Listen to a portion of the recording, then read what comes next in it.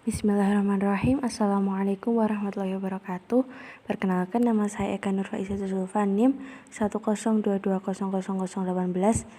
akan menjelaskan sedikit tentang perkuliahan yang telah kita pelajari dalam satu semester ini. Jadi yang pertama saya akan menjelaskan tentang antropologi dan sosiologi. Jadi antropologi dan sosiologi sama-sama memiliki objek yang jelas, yaitu manusia. Antropologi mengkaji suatu yang terjadi pada kelompok masyarakat, sedangkan sosiologi lebih ke menitik beratkan pada manusia dan berbagai proses hubungan sosialnya. Dan yang kedua, saya akan menjelaskan tentang sejarah dan perkembangan sosiologi hukum.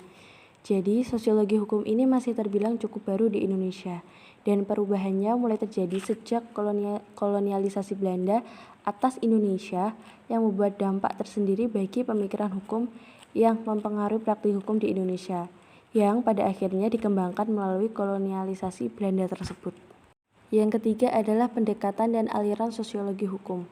Jadi, pendekatan sosiologi hukum adalah penelitian yang bermetode momologik deduktif, yang dikembangkan dan dimanfaatkan untuk menganalisis dan memberikan jawaban tentang masalah keefektifan bekerjanya hukum dalam seluruh institusional hukum dalam masyarakat.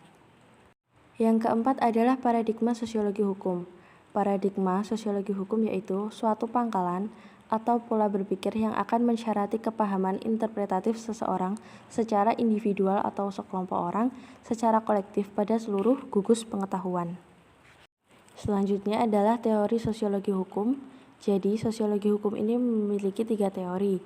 Yang pertama teori strukturalisme, teori fungsional struktural, dan teori perkembangan.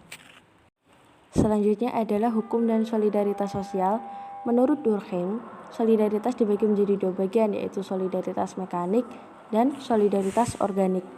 Dan yang terakhir adalah hukum dan perubahan sosial.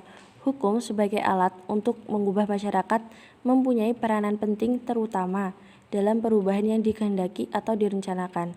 Dan kaidah hukum ini mendorong terjadinya perubahan sosial dengan membentuk badan yang secara langsung berpengaruh terhadap perkembangan di bidang sosial, politik, dan ekonomi.